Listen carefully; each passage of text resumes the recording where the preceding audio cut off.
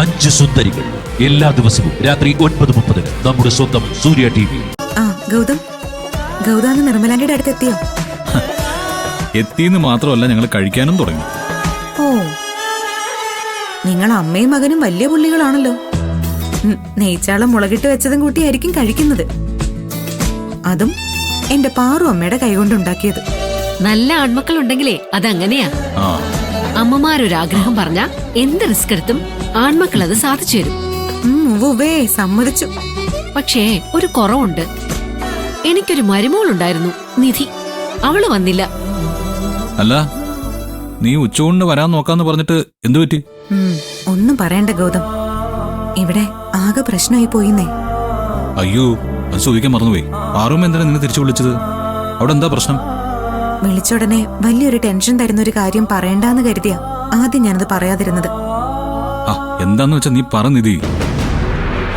അതെ, ശിവാനി തിരികെ ഈശ്വരമംഗലത്തേക്ക് വന്നിട്ടുണ്ട്. എന്താ നിധി ഇത്? അതെങ്ങനെ നടന്നു? പാർവതിയും പ്രണവും അവളെ വീട്ടിലേക്ക് കയറ്റില്ല എന്ന് പറഞ്ഞിരുന്നതല്ലേ? അമ്മ ഇപ്പോഴും ശിവാനി അകത്ത് കയറ്റില്ല എന്ന കടുംപിടുത്തത്തിൽ തന്നെയായിരുന്നു. പക്ഷെ എന്ത് ചെയ്യാനാ? ശിവാനിയെ തിരികെ വീട്ടിലേക്ക് കൂട്ടിക്കൊണ്ടുവന്നത് ആരാണെന്ന് അറിയണ്ടേ? പ്രണവ. അവൻ തന്നെയാ ശിവാനിയെ വീട്ടിലേക്ക് തിരികെ കൊണ്ടുവന്നത്.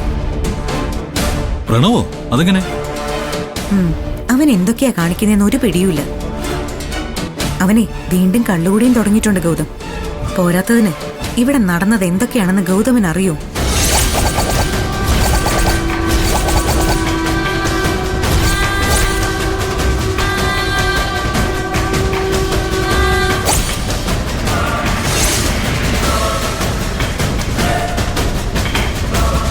എന്തായാലും ഇപ്പൊ ശിവാനി ഈശ്വരമംഗലത്തേക്ക് തിരികെ എത്തി താമസമായി കഴിഞ്ഞു.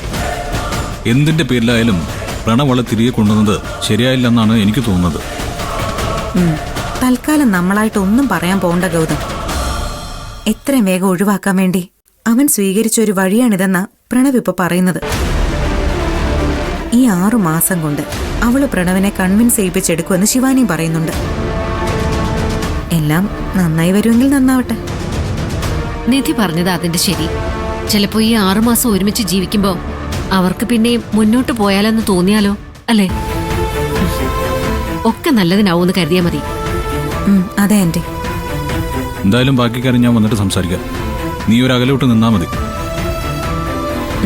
ശരി, എന്നാ ഞാൻ വെക്കട്ടെ.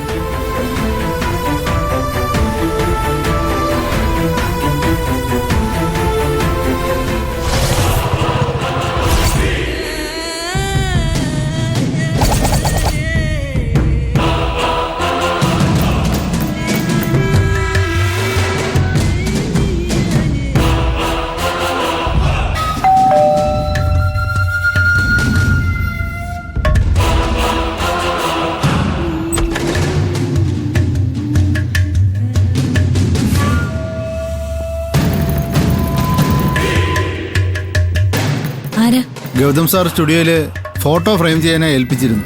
ഞാന് അത് തരാനായിട്ട് വന്നതാ. ഫോട്ടോ? ഏത് ഫോട്ടോ? അതെനിക്കറിയില്ല മാഡം. ഗൗതം സാറല്ലേ? ഇങ്ങതാ, ഞാൻ കൊണ്ട് കൊടുത്തോളാം. ഓ ശരി.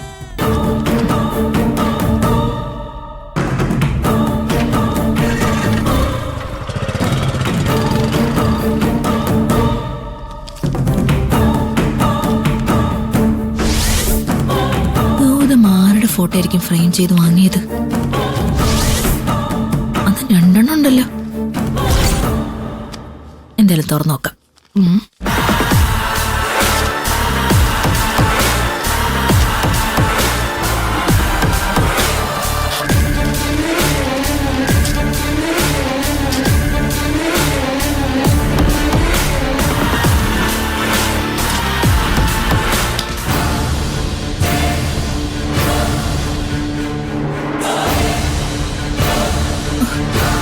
എന്താ അത് സ്റ്റുഡിയോയിൽ നിന്ന് കൊണ്ടുവന്നിട്ട് പോയതാ.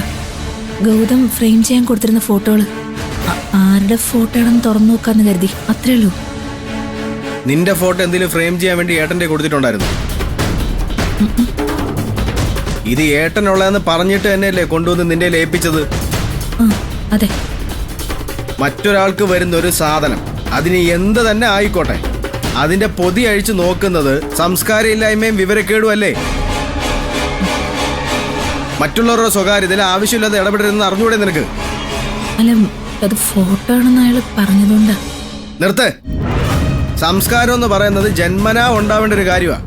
അല്ലെങ്കിൽ സമൂഹത്തിൽ ജീവിച്ച് നല്ലത് കണ്ട് പഠിക്കാനുള്ളൊരു മനസ്സുണ്ടാവണം. അത് നിനക്കില്ല. ഒരാൾക്ക് വരുന്ന പൊതി അഴിച്ചു നോക്കുക, മറ്റുള്ളവരുടെ മുറിയിൽ ഒളിഞ്ഞു നോക്കുക, മറ്റുള്ളവരുടെ സ്വത്തുക്കൾ ആഗ്രഹിക്കുക. ഇനിയും നീ നിന്റെ സ്വഭാവത്തിൽ നിന്ന് മാറിയിട്ടില്ലല്ലോ. നീ എന്തൊക്കെയോ അങ്ങ് മാറിയെന്നും ഇനി നിന്നെ പച്ചോളം പോലെ അങ്ങ് വിശ്വസിക്കാന്നാണല്ലോ ബിൽഡപ്പ് നടത്തിയത്. എന്നിട്ട് കാണിക്കുന്ന മുഴുവൻ പഴയ തറ പണിയും. അതെങ്ങനെ പട്ടിയുടെ വാലിന് 12 കൊല്ലം കുഴലിട്ടാലും അത് നന്നാവാൻ പോകുന്നില്ല. എത്രയൊക്കെ മാറിയെന്ന് പറഞ്ഞാലും നീ പഴയ പണി തന്നെ കാണിക്കും. അതെനിക്ക് നന്നായിട്ടറിയാം. തൽക്കാലം ഇവന്റെ മുന്നിൽ അഭിനയിച്ചേ പറ്റൂ, അല്ലാതെ വേറെ വഴിയില്ല. മനസ്സിലെന്നെ തെറി വിളിക്കുമായിരിക്കും അല്ലേ? അയ്യോ അല്ല, പിന്നെ പ്രണവ് എന്റെ തെറ്റുകളൊക്കെ ചൂണ്ടിക്കാണിക്കുന്നല്ലോ എന്ന് ചിന്തിക്കായിരുന്നു ഞാൻ. ഇനിയും ഞാൻ ഇങ്ങനെയൊക്കെ അബദ്ധങ്ങൾ കാണിച്ച പ്രണവ് എനിക്ക് പറഞ്ഞു തന്നാ മതി. തല്ലിയാലും വിരോധമൊന്നുമില്ല. എല്ലാ തെറ്റുകളും എല്ലാ ദുസ്വഭാവങ്ങളും ഞാൻ മാറ്റിയെടുത്തോളാം. അയ്യോ, നീ മാറണമെന്ന് എനിക്ക് യാതൊരു നിർബന്ധവും ഇല്ല. 6 മാസത്തെ സമയം നിനക്ക് തന്നിട്ടുണ്ട്. അത് കഴിഞ്ഞ് പറക്കി കെട്ടി ഇറങ്ങുന്ന നിന്നെ ശുദ്ധീകരിച്ചെടുത്തിട്ട് എനിക്ക് ഒരു പുണ്യം കിട്ടാനില്ല. അതല്ല നിന്റെ പഴയ ബുദ്ധിയായിട്ട് ഇറങ്ങാനാണ് ഉദ്ദേശമെങ്കിൽ വക്കീലന്മാരുടെ എഗ്രിമെന്റ് ഞാനങ്ങ് വലിച്ചീറി കളയും. നിയമം അനുവദിക്കുമ്പോൾ മതി ഡിവോഴ്സ് എന്ന് ഞാനങ്ങ് തീരുമാനിച്ചിട്ടേ നിന്നെ ചവിട്ടിക്കൂട്ടിയെടുത്ത് പുറത്ത് കളയും. 6 മാസം കഴിയുമ്പോ ചവിട്ടിക്കൂട്ടി മൂലയിൽ ഒതുക്കാൻ പോകുന്നതേ നിന്നായിരിക്കൂടാ പ്രണവേ. കേറിപ്പടിയാത്ത്.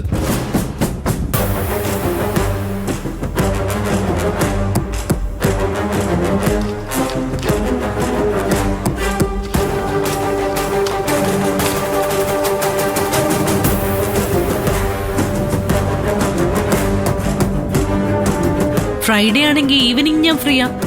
മീറ്റിംഗ് അന്നത്തേക്ക് വെച്ചോളൂ. എല്ലാ മെമ്പേഴ്സിനെ അറിയിച്ചാൽ മതി. ഓക്കെ?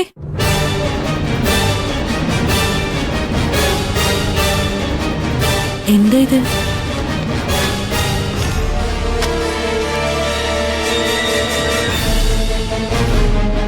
എന്താ വസു അത്? എന്തോ പാഴ്സലാണെന്ന് തോന്നുന്നല്ലോ. വസുവിനുള്ളതാണോ? ആ, എനിക്കറിയില്ല. ദേ ഈ ടീപ്പോയുടെ മുകളിലിരുന്നതാ. ഞാനിതൊന്നെടുത്ത് നോക്കി, അത്രേ ഉള്ളൂ. പിടികിട്ടി. ഞാനും ഗൗതമും കൂടി ഇരിക്കുന്ന ഫോട്ടോ നിലത്ത് വീണ് ചില്ല് പൊട്ടിയായിരുന്നു. അത് ഫ്രെയിം ചെയ്യാനായി കൊണ്ടുപോയേക്കുമായിരുന്നു. ചിലപ്പോ സ്റ്റുഡിയോയിൽ നിന്നായിരിക്കും കൊണ്ടുവന്നത്. ആ, ഫോട്ടോ തന്നെയാ. ഏട്ടത്തിയുടെ ഫോട്ടോ ആണെങ്കിൽ അത് ഒരെണ്ണമല്ലേ കാണുള്ളൂ. ഇതിപ്പോ 2 എണ്ണം ഉണ്ടല്ലോ. ആ, ചിലപ്പോ ഗൗതം ഒരു കോപ്പിയും കൂടി എടുത്തു കാണും. ഒന്നെന്തായാലും എനിക്ക് തരണല്ലോ എന്റെ മുറിയിലേക്ക്. ഒരെണ്ണം അവന്റെ മുറി തൂക്കാനായിരിക്കും. നീ ഈ പൊതി അഴിച്ചു നോക്കി എങ്ങനെയുണ്ടെന്ന് കാണാം. നോക്കാം.